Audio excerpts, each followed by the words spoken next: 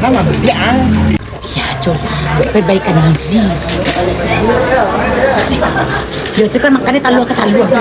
Lain emang bawa neti tadi kok. Malindang dia kok makan banyak. Pak kan yang bawa dan tadi, raga-raga dan bawa dulu tadi mah. Raga-raga dua tuh di bawah tuh nya. Biko membawa lo pulang ke masa unggun lo membawa. Membawa anak lo tuh. Nak untung aja surang lo pengen ada anak di bawah lo. Itu kok dia aja lah, siapa lapangan banyak-banyak diambil sedolannya sampai itulah. Sampai tekan ambil nasi banyak-banyak. Iya, Mak. Macam mana bawa anak kan?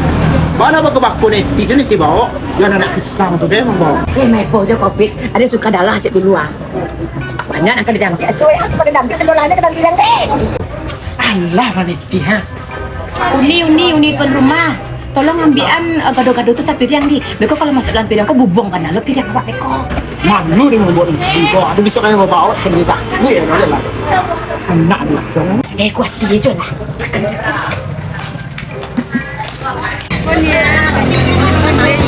Andi ni, makasih ni. Ih, nak sadar dia malu dia mah. Malu cek kau.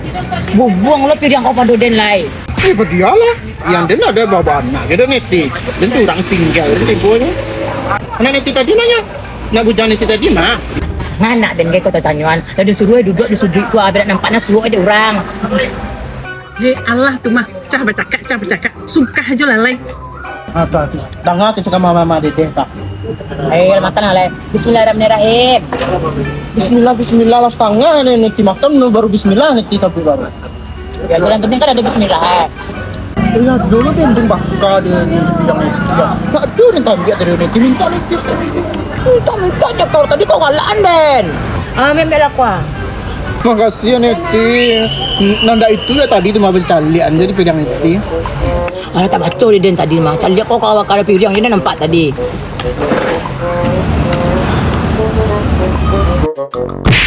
Mana kau ambil jatah den? Akan balik beli ke den buku ke beko. Ya Allah neti. Hari cicipin ada jangan tadi neti. Bungkus aja neti. Tadi den kau cek semehan. Jadi kau jatah den membawa pulang beko kau mah. Oh minta neti minta ke tuan rumah tadi. Nak beli dia minta dong. Sungkan ada neti selalu lagi. Lah.